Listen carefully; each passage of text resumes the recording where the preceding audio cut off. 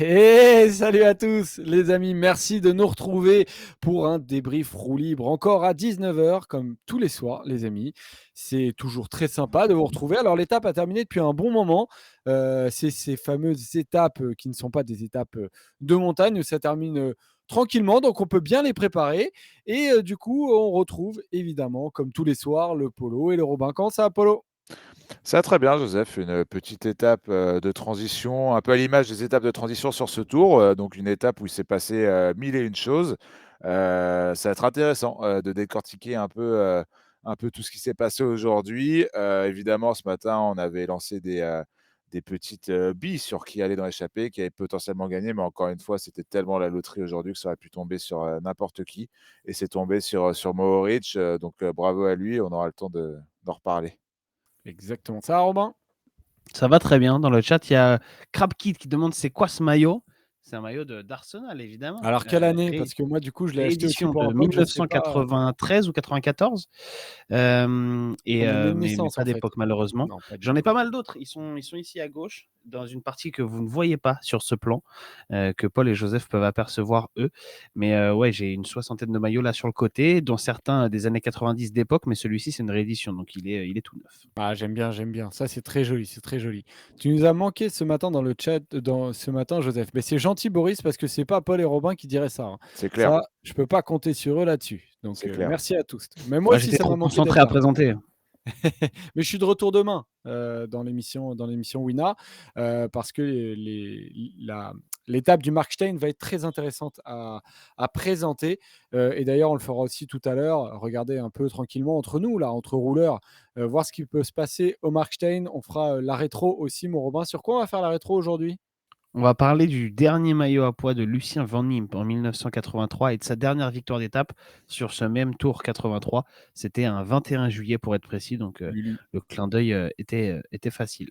Allez, magnifique. Et on terminera par un qui suis-je. Et on démarre l'émission comme tous les soirs avec le débrief et du coup cette victoire de Matej Mohoric. Matej Mohoric qui gagne pour la Bahreïn et ça a été décidé à la photo finish, hein. C'était vraiment un poil de huc qui a permis à Mohoric de l'emporter.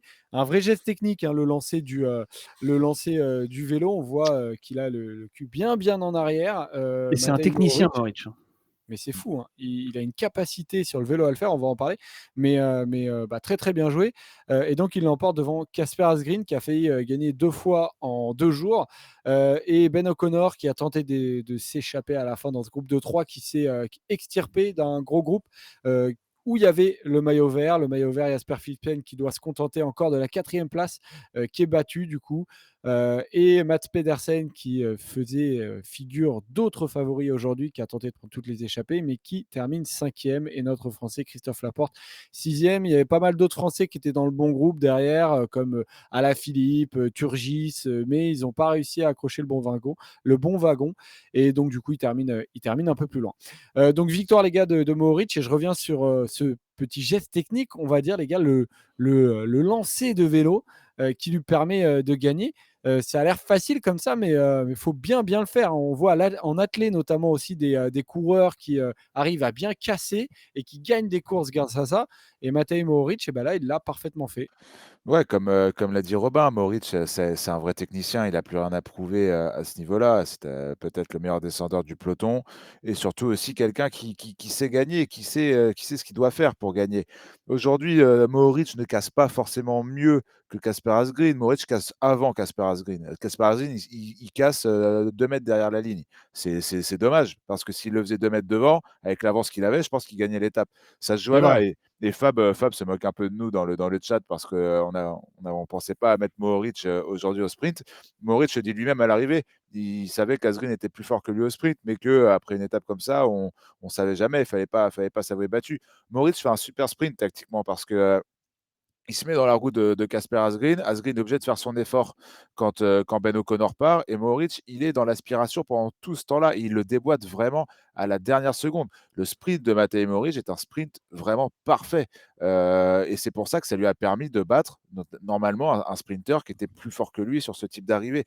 Alors évidemment, il y a ce cassé de vélo, mais il y a tout l'aspect stratégique, dans le dernier kilomètre qui ont fait que Mohoric va chercher cette belle victoire. C'est vraiment une magnifique victoire, très bien construite, notamment dans ces derniers hectomètres, donc bravo aux Slovènes. Roby. Ouais, je trouve que Mohoric, il a été quand même très intelligent dans le final dès la bosse en fait où ils se sont échappés à 3 avec Ben O'Connor. C'est que dans la bosse, c'est Asgreen qui fait le gros du boulot et déjà à ce moment-là, je vois Mohoric qui est planqué. Alors sur le moment, en fait, ce que je me dis, c'est Asgreen est le plus fort et il va essayer de faire péter tout le monde. Ça, c'est au moment de la bosse. 30 km plus tard, ce que je me dis, c'est Mohoric, il a bien joué le coup parce qu'il est resté caché et il a fait un peu moins d'efforts. Après, certains dans le chat disent il peut remercier O'Connor d'avoir lancé si loin.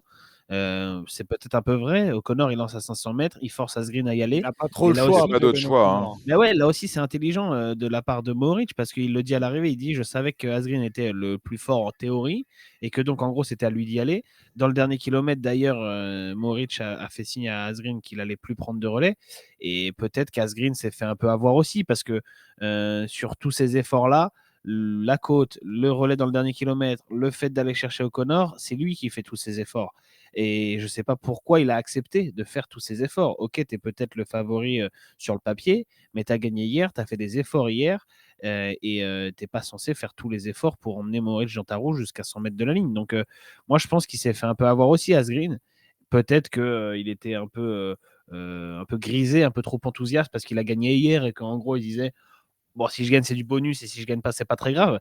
Mais honnêtement, je pense qu'en plus, ils avaient quand même un peu d'avance sur le groupe qui était derrière. Asgreen aurait pu jouer un peu avec Mohoric aussi. Arrêter de rouler. Quand Mohoric lui dit: Moi, je veux pas rouler, bon, bah très bien, moi non plus. Tu veux pas aller sur O'Connor? Bah, moi non plus, j'ai pas envie d'aller sur O'Connor. Bon, bah comment on fait? Et là, Mohoric aurait peut-être dû prendre ses responsabilités et aurait cramé des cartouches. Donc, ouais, Asgreen, il a quand même fait, je trouve, une course un peu sympa, un peu gentille, où il a bien emmené Mohoric, qui a eu seulement à faire le sprint dans les 100-150 derniers mètres. Ouais, même O'Connor, hein, quand tu regardes O'Connor, pour moi, s'il veut se donner une chance, c'est peut-être d'arrêter de rouler au bout de 10 bornes, d'essayer de brouiller les cartes. Alors évidemment, tu avais quand même ce problème de la contre-attaque qui était derrière et qui était pas si loin. Mais au bout d'un moment, quand tu arrives à 5-6 kilomètres et que tu vois que ça tamponne, derrière, tu te dis: «Bah, pourquoi pas commencer un peu à jouer?»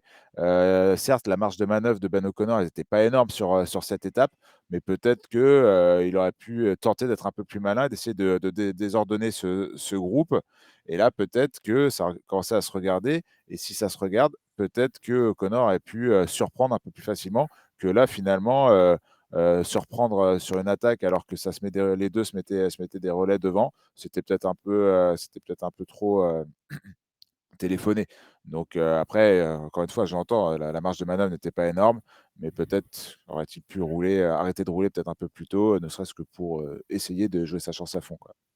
Là, c'est pour l'analyse un peu tactique qui est hyper intéressante et je voulais aussi rajouter, l'aspect un peu plus, enfin pas philosophique, mais mental, de cette victoire. On l'a vu avec une émotion qui était très, très forte à l'arrivée, évoquer, le nom de Gino Madère, mais il y avait Il en a aussi, parlé? J'ai pas entendu, moi, qui parle de Madère. Il a dit si avec la tout ce qui est arrivé récemment, D'accord, ouais. ok.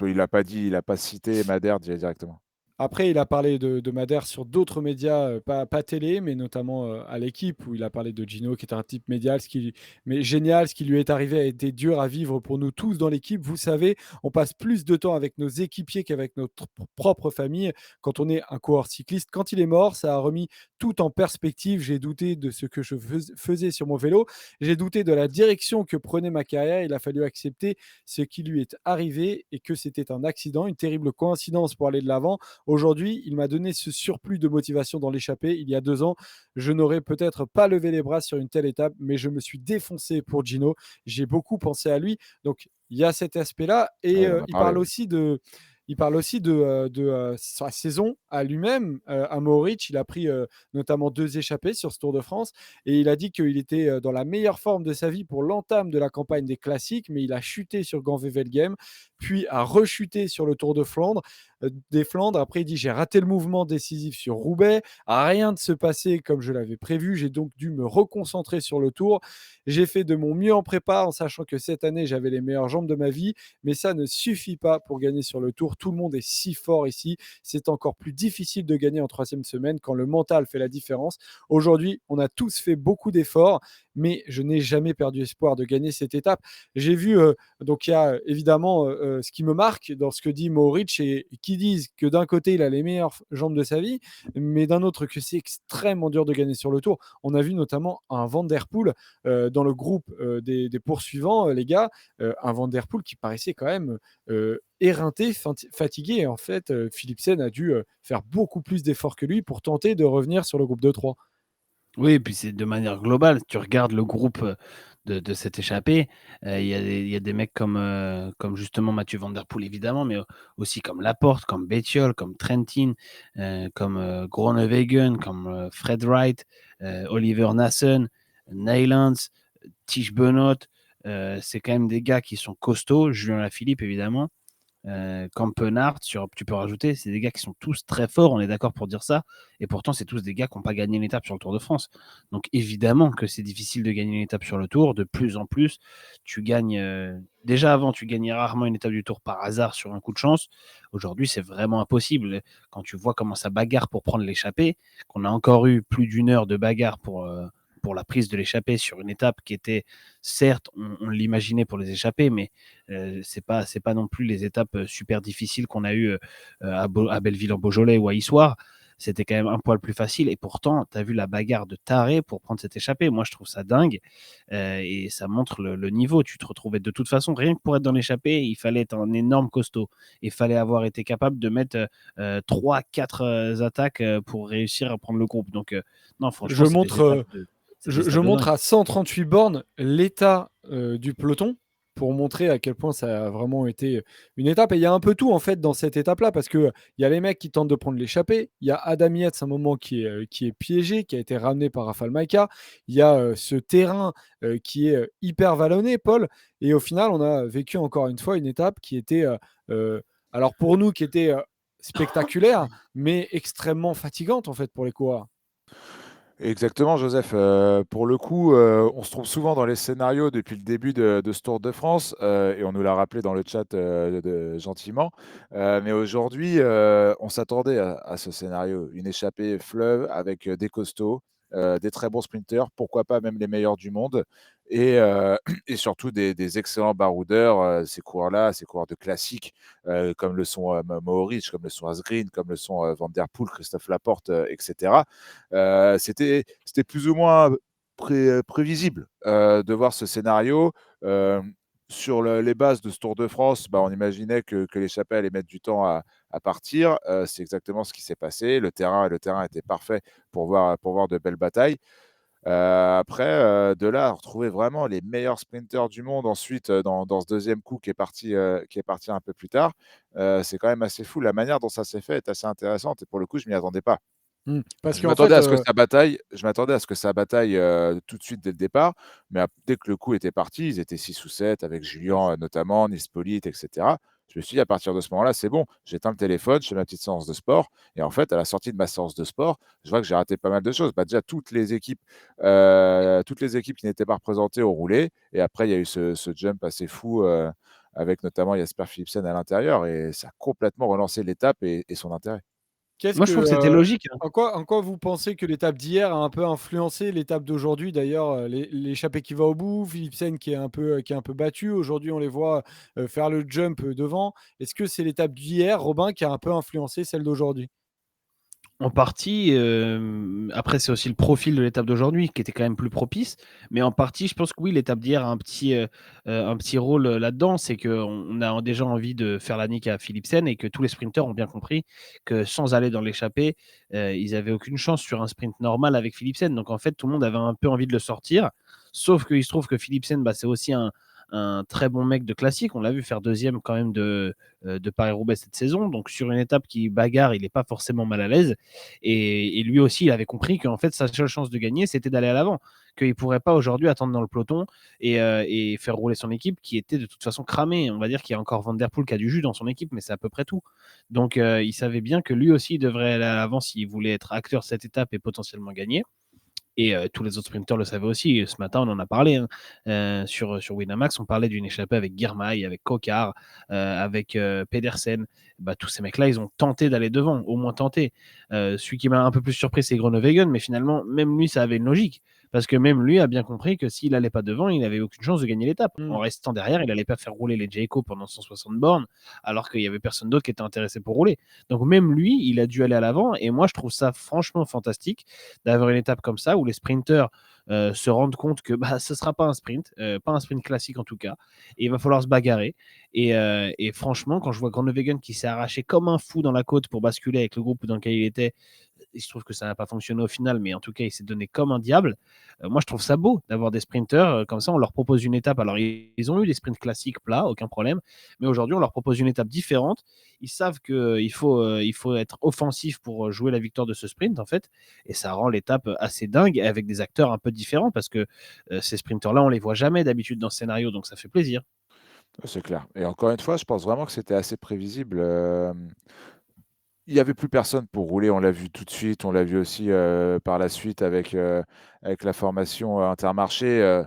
Ils ont plus de jus, les coéquipiers, les gens ont plus de jus, beaucoup de coureurs ont plus de jus. On attendait beaucoup Courtney Sen aujourd'hui, là, il s'est rapidement retrouvé dans le deuxième peloton. Et quand tu as un peloton comme ça qui est vraiment à bout de souffle, eh ben, il se passe des choses assez surprenantes.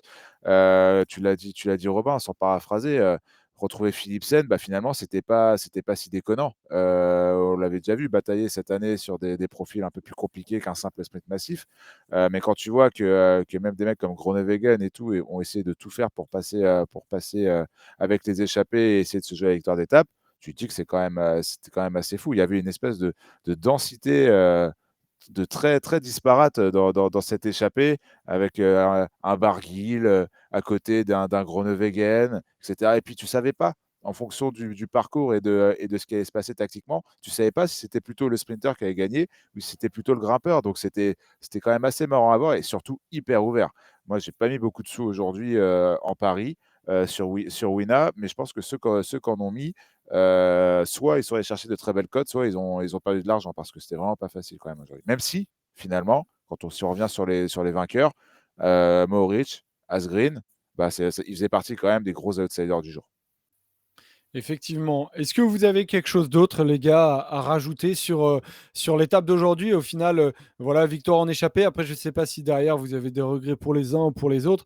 Sinon, après, j'ai un truc à vous montrer, une interview intéressante de Richard Plug, un des dires sportifs de la Jumbo-Visma. Est-ce que vous voulez rajouter quelque chose sur aujourd'hui ou pas? Oui, moi oui, Vas-y, Polo. et c'est un peu mon fil rouge sur le Tour de France.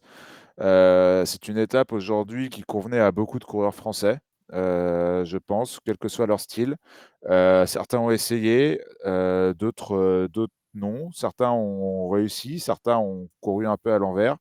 Et du coup, ça fait toujours pas de victoire pour la France. Et alors évidemment, on enlève Christophe Laporte, qui pour moi fait figure un peu d'exception, d'ovni dans ce peloton français.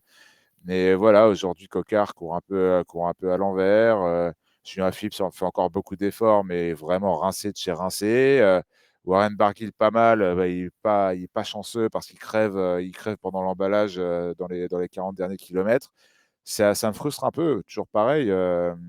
Encore une fois, aucun Français aujourd'hui n'a joué vraiment la victoire. Christophe Laporte, à la limite, si on veut vraiment trouver des circonstances atténuantes, mais encore une fois, il est à un deuxième échelon de la course. C'est la course qui se joue entre les trois premiers. Encore une fois, dans ces premiers échelons, il y a pas de Français. Et je pense, comme je le disais ce matin sur Wina, ça me semblait convenir à beaucoup de coureurs, cette étape. C'est une étape qui convenait, je pense, à tous les coureurs du peloton au vu de l'échappée qu'on a eue et des gens qui sont allés jusqu'au bout. Si Ben O'Connor est dans le groupe de fin, je suis désolé, mais je pense que certains Français auraient pu y être aussi. C'est pas pour être méchant avec Ben C'est O'Connor, mais vrai, il a un certain type de profil que beaucoup de Français ont, peuvent mais, avoir. les Français n'étaient pas là. C'est les gens qui répondent pas effectivement pour les Français, ou alors peut-être une lecture de la course qui n'est peut-être pas la meilleure. En tout cas, c'est vrai que cette année, il a fait, on a claqué une de fort belle manière. L'an dernier, c'est Laporte qui en claque une aussi un peu sur le gong. Maintenant, on n'a pas l'impression d'être à la bagarre tous les jours, véritablement en position de gagner, et c'est regrettable. Il reste l'étape de demain au Markstein, il reste les Champs-Élysées. Voilà, c'est 2 belles étapes et on peut espérer, mais c'est vrai qu'on part pas on part pas favori, ni demain ni après-demain. Voilà pour l'étape du jour, les amis. Je voulais vous montrer un petit truc avant de passer à la preview. Les gars, un truc que j'ai trouvé intéressant, c'est du coup une interview sur l'équipe de Richard Plug. Richard Plug, du coup, qui est Je crois qu'on dit Ploug, mais je suis pas Plougueux, sûr. ouais. J'ai bugué aussi tout à l'heure. Plougueux. Richard Plougueux, alors je ne sais pas si c'est le manager ou un des directeurs sportifs d'ailleurs. C'est le manager général, propriétaire Manager même de général. l'équipe. Bon, bah voilà. Voilà ce qu'il dit dans l'équipe à la question. Donc, il donne De une Jumbo interview Visma, on dit, fleuve, du coup, parce Jumbo qu'on n'a pas Visma. dit, Oui, on tu n'a as pas raison. dit de quelle équipe. Ils allaient s'en rendre compte. J'ai oublié, mais ils s'en seraient potentiellement rendu compte avec ce qu'ils racontent. Avec la domination de Jonas Vingegaard, tout le monde se pose des questions. Que faites-vous de ce scepticisme? Et on sent du coup qu'il est allé un peu affronter les médias et les lecteurs français. Alors il dit qu'il y a 2 choses. La première, c'est qu'on ouvre nos portes à des gens qui tournent des documentaires. Cela fait 4 ans maintenant. Amazon puis Netflix, des journalistes viennent à nos camps d'entraînement. La deuxième chose que je peux dire, c'est que certaines personnes pourraient regarder plus en profondeur, se poser les bonnes questions et analyser. Par exemple, la télévision australienne a fait une analyse du contre-la-montre avec les vidéos de Jonas et Pogacar en parallèle, et on voit un grand gap dans les cadences de pédalage. Le changement de vélo qui lui fait perdre 40 secondes, c'est énorme. Vous pouvez aussi demander à Bert Blocken, professeur en aérodynamie avec lequel on travaille, les gains entre le vélo de chrono et le vélo normal, comme celui utilisé par Pogacar dans les derniers kilomètres. On répond avec tout cela, on essaye de donner des indications. Je continue un peu. Voilà, il y a 4 paragraphes, mais ils sont tous intéressants, donc je voulais tous vous les donner. On regarde aussi, là c'est fou ce qu'il dit, on regarde aussi autour de nous ce que font les autres. Par exemple, on était avec une équipe française. L'équipe, rajoute entre parenthèses, il ne la cite pas, mais il s'agit de la Groupama FDJ, à notre hôtel durant la journée de repos. Lundi, veille du contre-la-montre. On voyait des coureurs boire des grandes bières. L'alcool, c'est du poison. Et surtout, quand vous êtes déjà fatigué, vous allez l'être encore plus. Au début de la dernière semaine, qui est la plus importante, il faut donc faire très attention à ce que vous buvez et ce que vous mangez. Non, personne n'a bu d'alcool. Nous, personne n'a bu d'alcool, car ça vous casse. Et même ceux qui ne sont pas des coureurs ne devraient pas en boire. Ah, mais Donc, c'est un ensemble. On peut ouvrir nos portes, répondre à toutes les questions, mais il faut aussi montrer l'autre côté, parce que ça explique aussi une partie des différences, pas seulement en notre Il a faveur, croisé mais en Polo. défaveur des autres. Et la dernière, voilà, qui est aussi intéressante, question du journaliste de l'équipe. Certains plaident pour que les données soient publiées. Pourriez-vous le faire?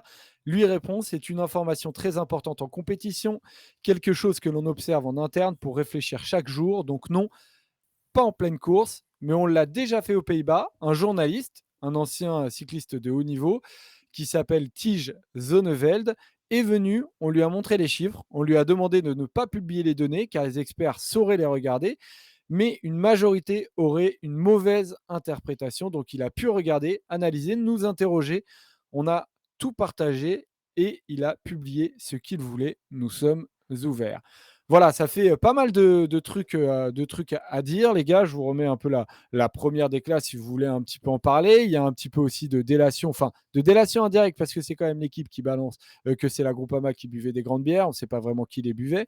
Mais voilà, qu'est-ce que vous retenez un peu de cette opération un peu médiatique de Richard Plougueux qui dit qu'en gros, voilà, ils ouvrent les portes à tout le monde, ça, ce qui est une réalité comparée à eux.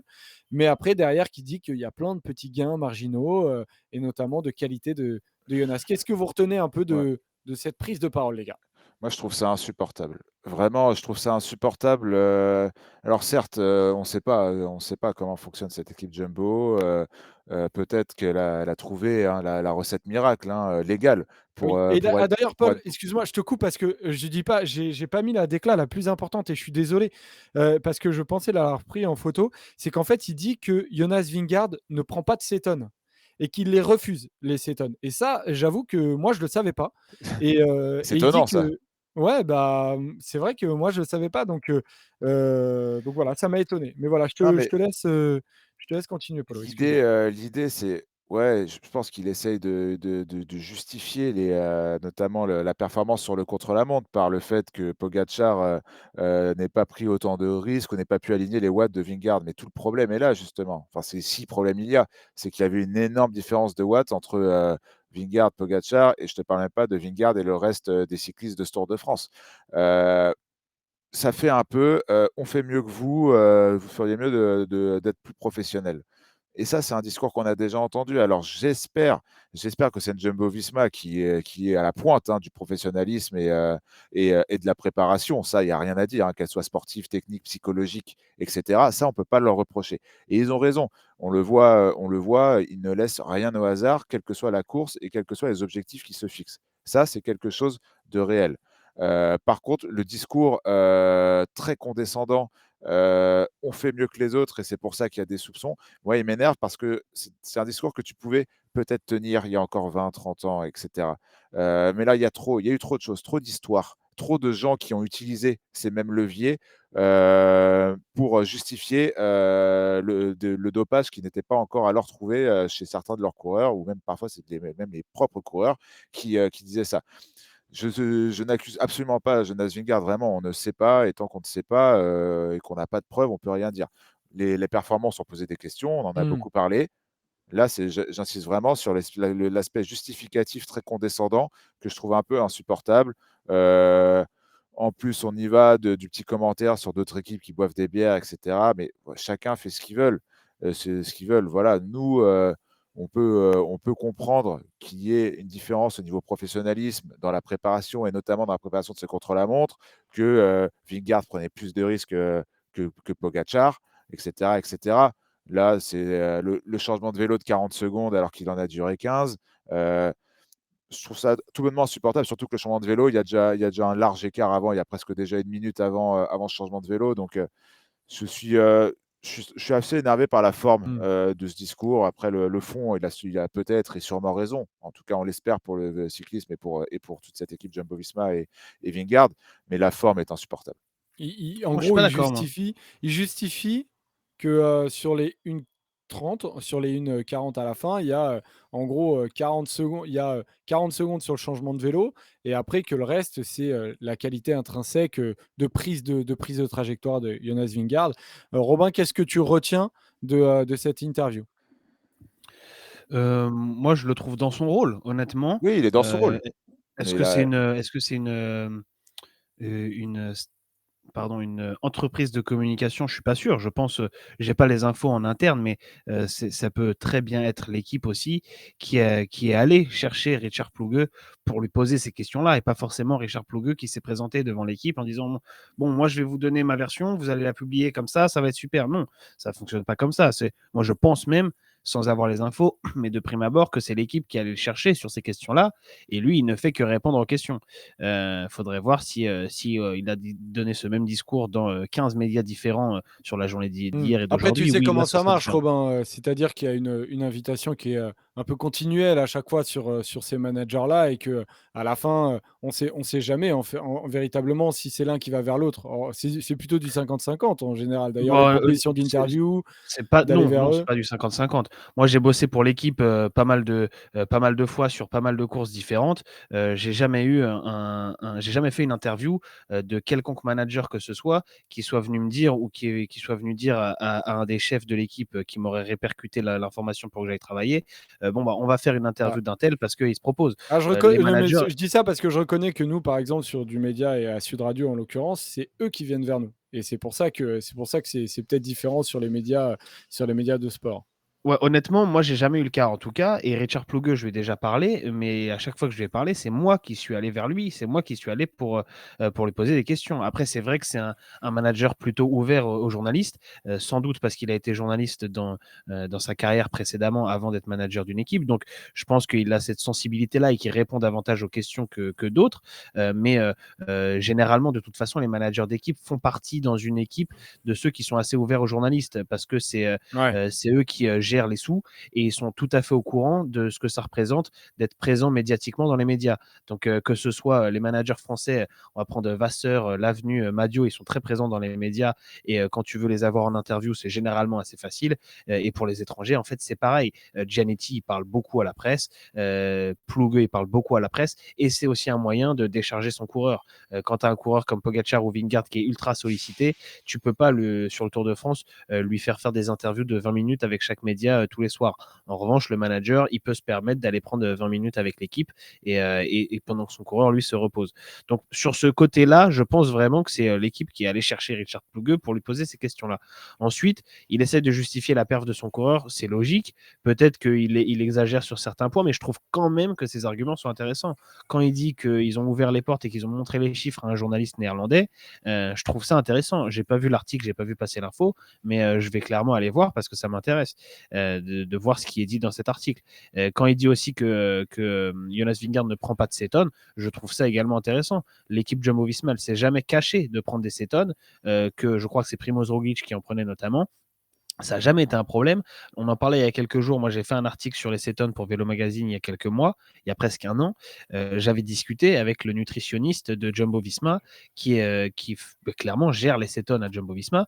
Donc, évidemment, il ne m'a pas donné le protocole qui suivait. Il ne m'a pas expliqué exactement à quel moment de la journée ils en Il prenaient. t'avait juste dit, tiens, ça, c'est la gourde de Jonas. Mais c'est tout.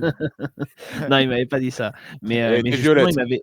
il m'avait expliqué comment ça fonctionnait un peu les cétones chez eux, sans dévoiler ce qui est entre guillemets leur secret. C'est-à-dire que pour savoir comment utiliser les cétones, ils ont fait beaucoup de tests en fait et ils se sont sans doute beaucoup trompés. Donc il n'a pas envie maintenant qu'ils savent très bien les utiliser apparemment, d'expliquer par Ouais, quelles voilà. étapes ils sont passés et comment ça Parce que fonctionne. tu le Mais racontes dans ton enquête. Tu le Euh, racontes dans ton enquête que, exactement.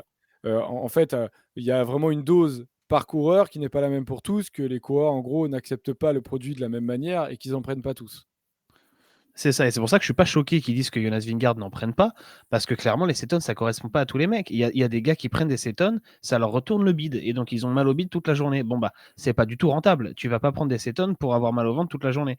Donc, clairement, ça ne correspond pas à tout le monde, et apparemment, ça correspond pas à Vingegaard. Bon, bah voilà, de toute façon, on va pas se mentir.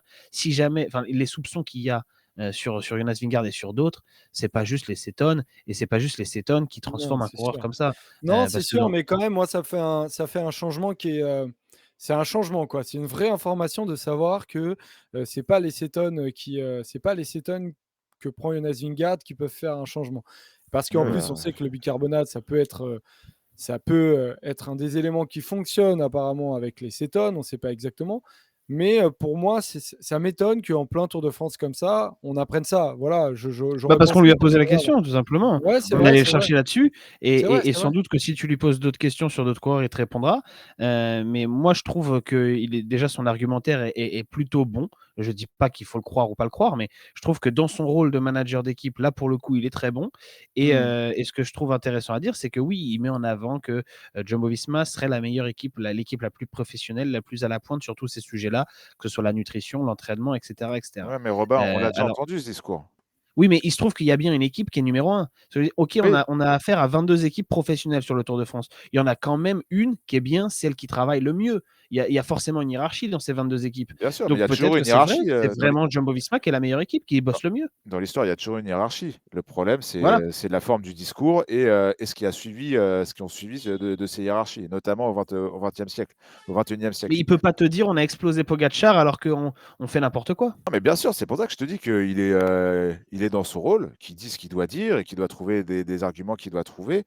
Voilà, moi, il parle de Mmh. cadence de pédalage, j'ai envie d'en savoir plus. J'ai envie de savoir quand Vingegaard, avec un vélo, 2 kilogrammes plus lourd alors qu'il fait 60 kilogrammes, est capable de rouler plus vite que Pogacar avec un vélo de montagne, en montée. Bah, voilà, c'est ça que je veux qu'il m'explique, c'est les watts, les watts par kilogramme. Comment Vingegaard arrive à développer autant de watts par kilogramme sur du plat et encore plus en montée? C'est toutes ces questions-là que auxquelles j'ai envie qu'il réponde, mais il ne pourra pas le faire et je peux comprendre que même dans l'intérêt sportif et dans la protection des secrets, et là je parle vraiment dans la protection des secrets de préparation, et cetera.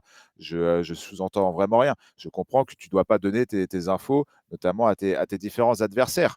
Moi, j'aimerais juste que, ils le sont transparents. Franchement, ils le sont même beaucoup plus que certaines autres équipes, hein. Ils le sont plus que la Bahreïn et bon, UAE sera sur le tour, sur Netflix l'année prochaine, donc on pourra en savoir aussi un peu plus. Ah bon? Ouais, Ouais, c'est ouais, ils y tombé sont aujourd'hui. finalement. C'est Ah, tombé C'est tombé aujourd'hui. j'avais vu aujourd'hui. qu'ils y étaient pas, moi. Ouais. C'est un Ouais, pote, c'est quelqu'un que je connais qui filme, enfin, ah bah, c'est Ok. et indirectement, mais. Et du coup, voilà, j'aimerais qu'on aille un peu plus loin parce que le cyclisme en a besoin. C'est pas une chasse aux sorcières contre Vingegaard ou contre Pogacar ou quoi que ce soit. C'est bien qu'elles ouvrent leurs portes. Ça continue à légitimer leur performance et à montrer qu'elles n'ont finalement pas grand-chose à cacher. Voilà, moi, j'aimerais juste comprendre des choses qui, moi, dans ma petite connaissance du cyclisme, pour l'instant, je n'explique pas plus en termes de watts notamment et de Les Voilà. watts, chiffres. c'est justement l'info qu'on n'a pas et c'est pour Bah, ça que c'est ça moi, qui je l'ai manque, pas ouais. vu. Je l'ai pas vu le travail du journaliste ou du Bah, consultant, ouais, non, mais c'est parce que ça qui certains dans le manque, chat mais il disent que les c'est a un pas consultant. publiés de toute manière. Ils lui ont dit, on lui a montré les chiffres et le problème, c'est que c'est pas Si, il publié a et pu du coup publier ce qu'il voulait. Il a pu publier ce qu'il voulait, mais pas les chiffres ouais, mais il a directement. pas publié les données et en fait, nous, ce qui est, important de savoir aujourd'hui, pour, véritablement comprendre la performance de Jonas Vingegaard, c'est est-ce que véritablement, il est capable de produire plus de 460 watts étalons, sur une performance comme, le contre-la-montre? Mais Parce toi que, et moi, 460 watts étalon, on ne sait pas ce que ça veut dire. mais, alors, c'est-à-dire, on ne sait pas ce que ça veut dire? Bah, moi toi ou moi, on dit: «Le mec, il a fait 460 watts étalon», sur je sais pas quelle période, quelle durée. Mais, ni toi ni moi sommes capables de dire si ça veut dire qu'il est, chargé ou pas. Ah non, non, mais ah bah, justement, c'est ça le truc, c'est qu'on a besoin d'explications là-dessus et aujourd'hui, une des seules références qu'on a et qui a bossé sur les watts, c'est Antoine Weyer, Bah oui, heu mais si tu fais et c'est pour confiance ça. que à ce gars-là, Non, mais moi c'est moi pour moi je ça. connais pas On je est connais d'accord, pas mais je connais pas tout sur les watts, mais c'est pas parce qu'il y a un gars qui vient qui dit 415 watts, tu es dopé, qu'effectivement 415 watts, tu es dopé.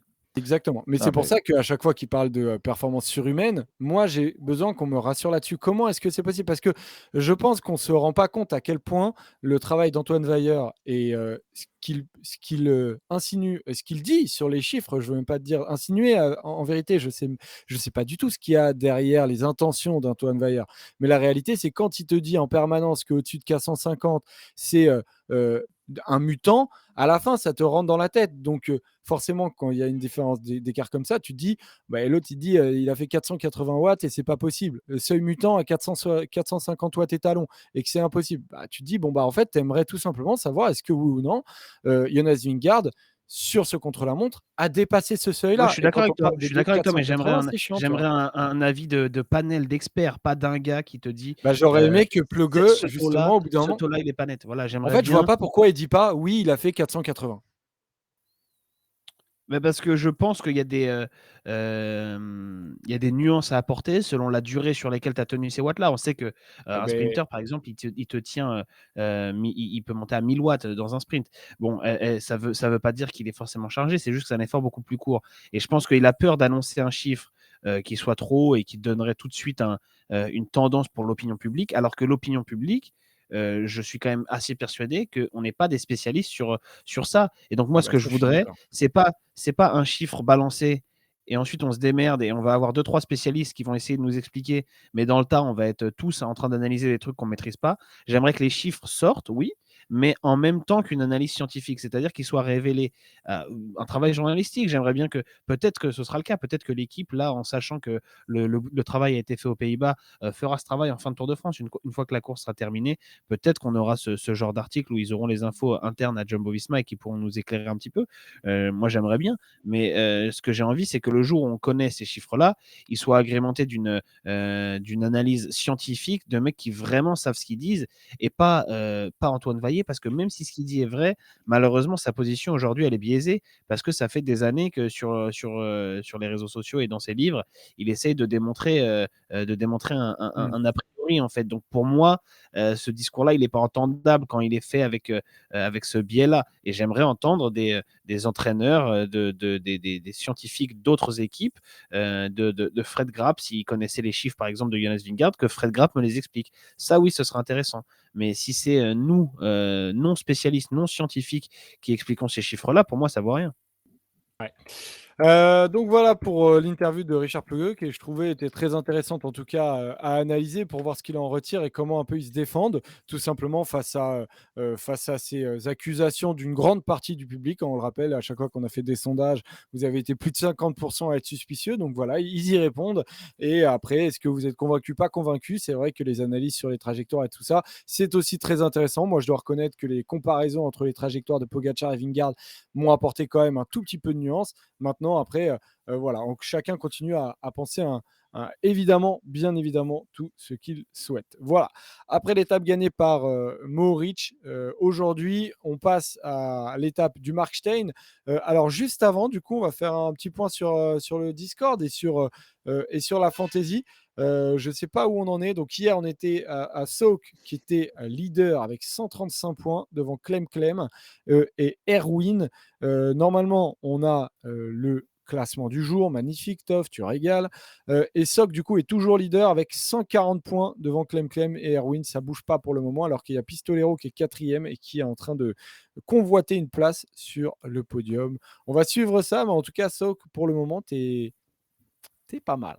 T'es pas mal. Le petit frère qui est 28e. Voilà. On avance et on regarde le profil de l'étape de demain. 20e étape, direction l'Alsace. On passe par le territoire de Belfort, les Vosges et le Haut-Rhin avec des sacrées difficultés qui s'enchaînent. Du coup, 6 difficultés vers la station du Markstein. On a 3500 de D+. Et ça, du coup, je vais vous montrer deux difficultés par deux difficultés. Donc ça, c'est en début d'étape. Ce n'est pas le versant le plus compliqué du ballon d'Alsace. Mais elle va faire mal aux pattes, évidemment, après l'étape d'aujourd'hui. Et vu que c'est en tout début d'étape, je vous remets, mais c'est vraiment, on démarre au pied du ballon d'Alsace. On enchaîne avec le col de la croix de Mona, col que je connais pas très bien, mais c'est vallonné en Alsace. Après le petit ballon, du coup, avec ses gros pourcentages en début du petit ballon. Et le col de Platzer-Vasel. Là aussi, il y a du gros pourcentage. Et ça, du coup, c'est les deux derniers. Voilà, c'est parce que je pensais, c'est les deux derniers. Et tac, je pensais avoir mis les 6, mais j'en ai mis que 2. Bon, j'en ai mis que 4. C'est pas grave, c'est les plus importantes. Les deux plus importantes sont là. Qu'est-ce que vous en pensez, les gars, demain? Est-ce que une échappée a vraiment la chance d'aller quelque part? Non, ça va être sûrement du favori du gros top 10, Polo. Je sais pas, hein. Ah, Moi, je sais pas. Ce qui change quand même, c'est Stein. Pogacar. Pogacar, oui, quand Pogacar fait une étape et qu'il a 1 minute au classement général, tu peux te dire que c'est les favoris qui vont jouer l'étape. Aujourd'hui, Pogacar, il a 7,35 de retard. Donc, et en plus, quand tu vois ses discours, il n'est pas là à dire demain c'est mon baroud d'honneur, je vais tout faire péter, etc. Il a dit oui, bon, dans l'équipe, on a plusieurs cartes pour demain. Moi, j'espère que ça ira un peu mieux et que je pourrais tenter de faire quelque chose. On est quand même loin du discours rassurant pour imaginer des grandes manœuvres de Tadej Pogacar. Non, moi, demain, j'imagine encore une très belle échappée, plus typé grimpeur que ce qu'on a vu aujourd'hui. On a vu vraiment du sprinter, du baroudeur, quelques grimpeurs baroudeurs aussi. Demain, il faudra que ce soit un grimpeur dans l'échappée. Alors évidemment, tout le monde parle de Thibaut Pinot, mais au-delà de Thibaut Pinot, c'est un profil comme ça. Ciccone va bouger, Félix Gall va bouger. Il y a aussi un beau maillot à poids Beau à maillot aller à pois, chercher. ouais. C'est à cette bataille-là que je m'attends demain. Est-ce que Pogacar va se glisser là-dedans ou est-ce qu'il va laisser, je ne sais pas, des bons de sortie à ses coéquipiers qui ont beaucoup bossé pour lui, comme Maïka, un peu à l'image de ce qu'on a vu sur le col de la Lose, même si je pense qu'à la base, ce n'était pas prévu qu'il ait ce rôle de chasseur d'étape. Là, un Maïka, je pense qu'il va pouvoir tenter ce genre de choses. Pas un gros Chartner, par exemple, des mecs comme ça. Euh, et voir après, en fonction de comment se passe l'étape, voir si Pogacar peut tenter de faire quelque chose. Mais même à la pédale, etc., j'imagine pas trop dans quelle situation Pogacar pourrait s'en sortir face aux autres avec la forme qu'il a en ce moment. Ça dépend de ses jambes, hein. Pour moi, ça dépend que de ça. Ouais, et c'est pas S'il a de bonnes rassurant vu ce jambes qu'il dit, demain, hein. ouais, bah, il a eu 2 jours un peu plus tranquilles. Après, ouais, c'est vrai que j'ai un doute sur le fait qu'il soit au top demain quand Et même. il a pas Moi tenté aussi, un j'ai un petit doute. truc aujourd'hui? J'ai cru lire entre les lignes un truc, mais qu'il est rapidement sorti, mais que Vingegaard lui a sauté Non, il dans y la avait un roue groupe à un devant moment aussi. qui Donc, s'est détaché. Il y avait le groupe maillot jaune qui était très devant, on va dire. OK. Mais OK. j'ai pas vu d'attaque de Pogacar, non. OK. Mais oui, je dirais plus échappé, sauf si Pogacar est en très grande forme. Voilà. Pour moi, c'est ça le scénario. Et j'ai reçu un message, les gars, sur Insta, d'un certain Gabin qui nous regarde peut-être, enfin qui nous regarde d'habitude, là je ne sais pas s'il est là ce soir, qui donne quelques infos, qui dit que la descente du col du Platz est périlleuse, c'est là où Contador chute et abandonne en 2014. Et il dit aussi que après la mais le col montée... du Plat, du coup, on le descend pas. Ah bon? Bah si, Bah, non? on le descend Bah quand? si, bah si, tu le descends et puis après tu vas vers le, tu vas. Mais elle est très très courte cette Ah oui, oui, descente. pardon, j'ai confondu, Ah ouais. j'ai confondu aussi, pardon. Après, il y a peut-être 600 mètres où c'est vraiment extrêmement compliqué, mais Et il dit qu'après la côte du Platz, en fait, il y a une mini descente et de nouveau une petite côte d'1 kilomètre du Breitfirst ah bah à ça, c'est pas 10% de moyenne. impossible, ouais. Ça, c'est pas Voilà. impossible par contre, effectivement, mais du coup, sur le profil donné par Elle apparaît ASO, pas, ouais.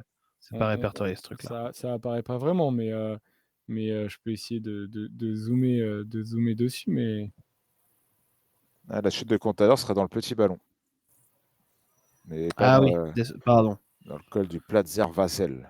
bien joué.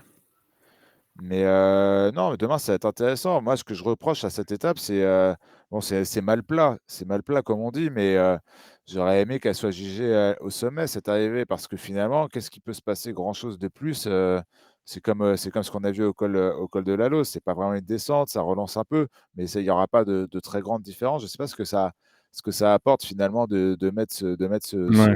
cette portion de 7 km jusqu'à l'arrivée. Alors oui, il y a des petites côtes, hein, elle est indiquée, on le voit sur ton profil, Joseph. Mais je sais pas. Moi, je pense quand même qu'au vu de l'étape, j'imagine pas les favoris se faire la guerre. Alors peut-être que je me trompe et que Pogacar a prévu quelque chose, mais je te dis, je ne trouve pas rassurant, que ce soit dans les déclarations ou dans les gens même qu'il a eu ces derniers jours. Moi, je pars quand même sur l'option d'une échappée un peu royale avec tous les meilleurs grimpeurs de ce tour, Ok. hors échappée, ce qui veut potentiellement dire que ce ne sera pas un Français qui gagne, du coup, si c'est ça.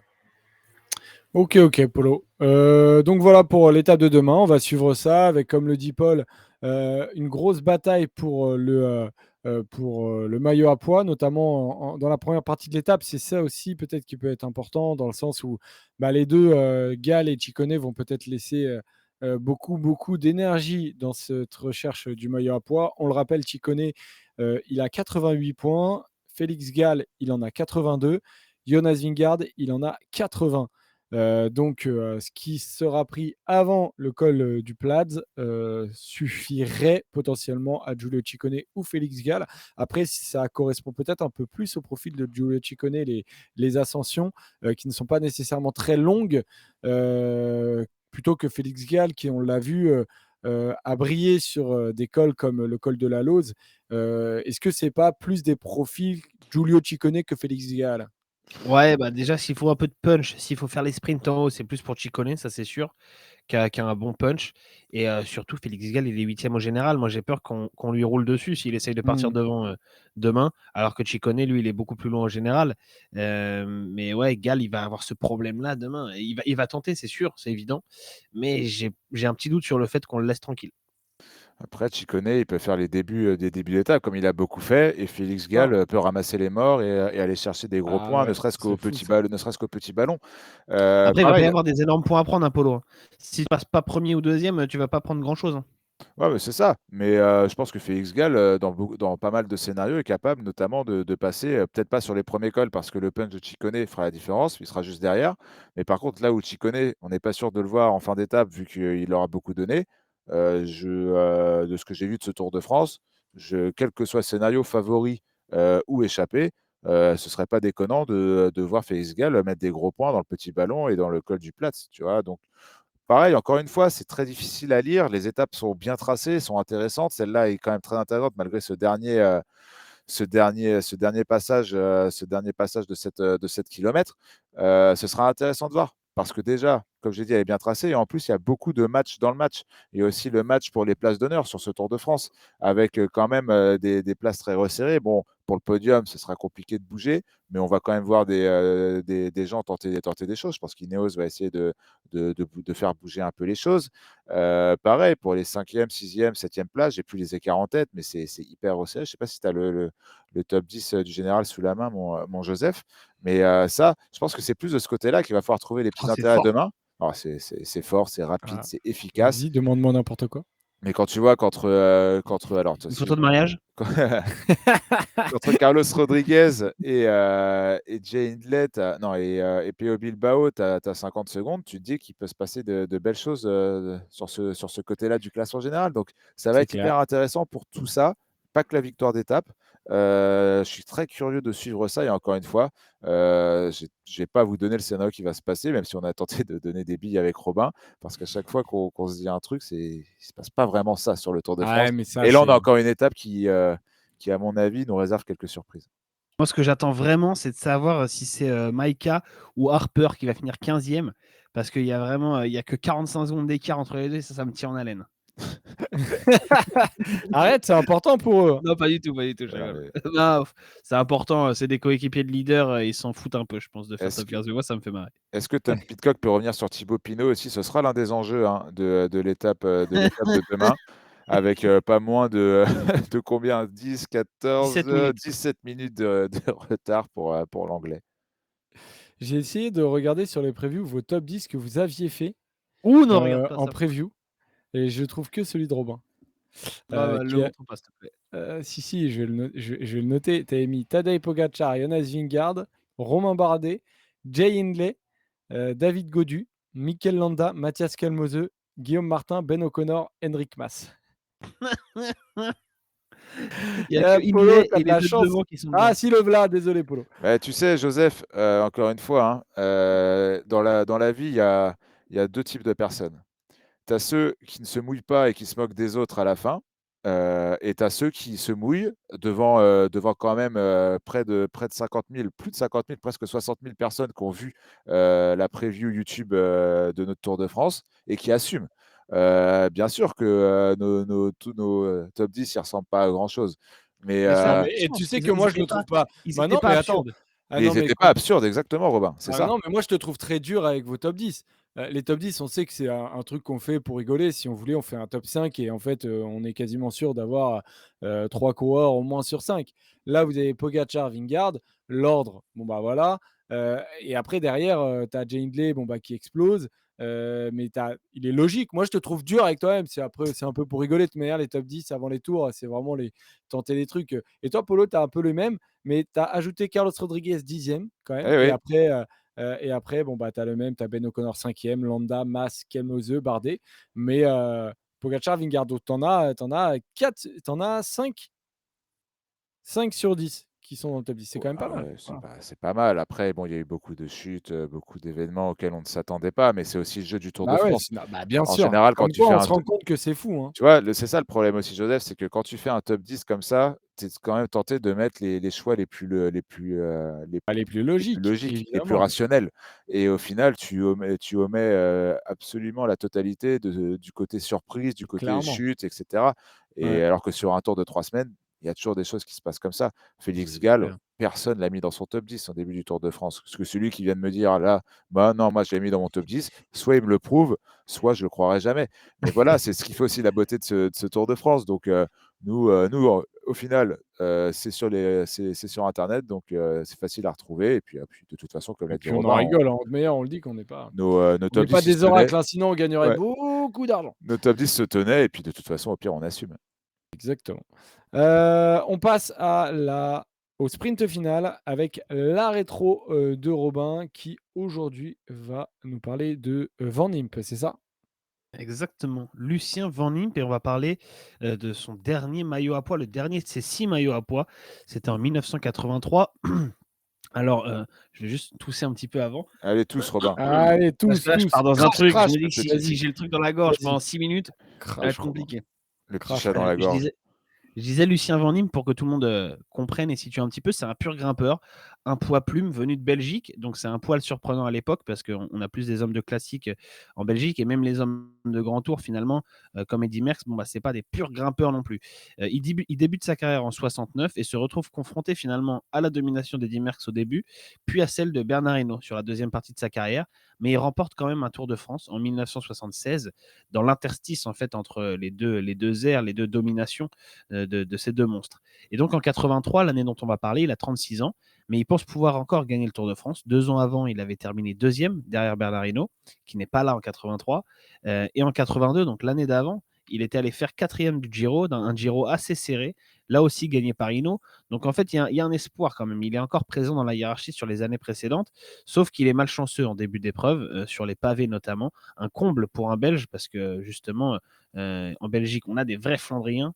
Et en plus, cette année-là, il est champion de Belgique, Lucien Van Impe. Donc ça fait un peu tâche, mais bon, c'est pas de sa faute. En fait, dans l'avant-dernier secteur, il brise son dérailleur. Il doit attendre plusieurs minutes sa voiture, qui est bloquée à l'arrière, et il perd 2 minutes à l'arrivée, alors que jusqu'ici, il s'en sortait bien, même si les pavés, c'était pas totalement son terrain. Si on ajoute à ça les 3 minutes 30 qu'il avait perdu sur le chrono par équipe quelques jours plus tôt, il a déjà un gros débours et ça va pas s'arranger sur le contre-la-montre individuel de Nantes, où en vérité, le classement général pour Van Impe s'envole. Il passe donc à ce qu'il sait faire de mieux, un rapproché au général en jouant le maillot à pois. Le duel est d'abord serré pour le maillot à pois avec l'Espagnol José Jiménez qui découvre le tour mais qui mène la vie dure avant Nimp. Mais le Belge réussit à faire la différence dans les Alpes. Il reprend le maillot à pois à l'Alpe d'Huez où il termine sixième. Il aurait aimé gagner là-haut justement pour une victoire de prestige, mais c'est l'échappée qui va l'emporter et ce jour-là, lui, il termine juste derrière Fignon, parmi les favoris. Et le lendemain, du coup, on va vers Morzine. Il met le bazar devant, prend des points et termine troisième. Mais c'est encore raté pour la victoire, du coup. Exactement, et la victoire, elle arrivera encore le lendemain, donc le 21 juillet 1983, sur l'image que tu es en train de nous montrer. Il y a tout juste 40 ans, donc, entre Morzine et Avoriaz, sur un chrono de 15 km. C'est sa dernière victoire d'étape sur le Tour de France, et c'est paradoxal pour Van Impe, parce que c'est sur le chrono, justement, qu'il a souvent tout perdu sur le Tour de France, et là, c'est là qu'il brille. Ce jour-là, il colle 40 secondes à Stephen Roche, qui est deuxième, 1 minute 45 au maillot jaune Laurent Fignon, mais il est frustré quand même à l'arrivée. Il dit « J'aurais dû gagner le Tour de France cette année. J'ai pas été épargné par les ennuis, notamment quand j'ai cassé mon dérailleur sur les pavés. Je n'ai plus que 2 équipiers, les autres étant tombés malades la première semaine pour la plupart. J'ai dû me débrouiller seul. » Il se replace quand même troisième du général, à seulement 2,48 de Fignon. De quoi regretter le chrono par équipe ou l'étape des pavés en début de tour où il avait perdu beaucoup de temps. Il va quand même tomber du podium 2 jours plus tard sur le contre-la-montre de Dijon, la veille de l'arrivée, et il termine donc ce tour quatrième avec un nouveau maillot à poil, le sixième, qui lui permet d'égaler Federico Bahamontes, qui jusque-là était le recordman de classement de la montagne. Plus tard, c'est Richard Virenque qui fera encore mieux avec 7 tuniques.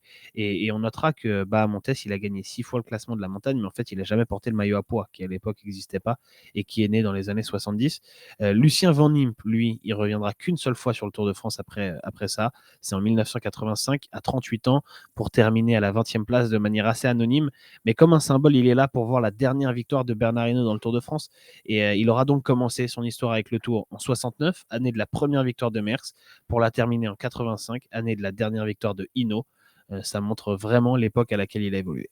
Ouais, cette longévité respectable pour Lucien Van Impe avec des places magnifiques dans le top 10 et ce maillot à pois qui était respecté. Après, cette année, c'est vrai qu'au moins il est respecté. Il y a 2 hommes, Giulio Ciccone et Félix Gall, qui se font potentiellement la guerre qui peuvent se faire la guerre avant la dernière étape de montagne. Et c'est plutôt cool de voir qu'il y a 2 mecs qui s'y intéressent vraiment. Alors, Félix Gall, ça a été grâce à sa victoire à la Lose, mais quand même, on va avoir une bagarre très claire et nette pour ce maillot-là sur direction de Markstein. Donc plutôt cool. Lucien Van Impe a Il était très beau le participé à maillot à l'époque, 21 grands tours. avec Poulain comme sponsor, les gros poids, le Ouais, coq sportif. Moi, j'aimais c'était beaucoup ce sympa. maillot-là. J'aimais beaucoup le maillot champion aussi. Enfin, j'aimais beaucoup ce maillot-là. Je dis ça, je l'aime beaucoup quand je le vois en photo parce que j'y étais pas évidemment. Et j'ai beaucoup aimé le maillot champion je pense qu'on a tous connu quand on a commencé à regarder le vélo En dans les fait, années 2000-2010. Et après, c'est parti un peu en vrille avec les gros poids là. En plus, je trouve que les maillots ultra moulants maintenant, je trouve ça beaucoup moins beau. Les Moi, manches qui j'aime vont pas du jusqu'au tout coude et tout. Chikone qui met le cuissard aussi Ah bah après, ouais, quoi. mais c'est horrible. Et le casque et tout. Non mais sans déconner, ça va. Non, mais le Tes problème, maillots à poids, mais laisse-nous tranquille. les petits pois bien alignés et tout, j'aime pas Ah, trop y a non rien qui plus. va. Ouais. C'est quand même mieux que le maillot vert, Et hein, qui il a est même une prévu d'avoir la véritable varicelle. catastrophe industrielle. Ouais. Voilà pour la rétro. Merci Robin pour cette Avec nouvelle plaisir. rétro très très cool qui nous replonge dans l'histoire du Tour de France. Les amis, du coup, j'ai pas le temps de faire un qui suis-je pour aujourd'hui. On en fera plusieurs le jour ou demain. Allez, j'en ferai deux demain. Voilà, j'en ferai deux demain, c'est décidé vu que je rattraperai celui d'aujourd'hui. On se retrouve demain à 11h sur Winamax pour voir qui peut gagner vraiment au Markstein. Et on se retrouve donc évidemment demain à partir de 19h, comme tous les soirs sur Twitch ou en replay sur YouTube. Ou comme vous le savez, vous pouvez aller regarder tous les podcasts évidemment sur toutes les plateformes. Et vous allez sur la chaîne First Team pour trouver nos podcasts. Merci à tous. Ciao, ciao. À demain. Bonne soirée à tous. Ciao. Bisous. Bisous les gars.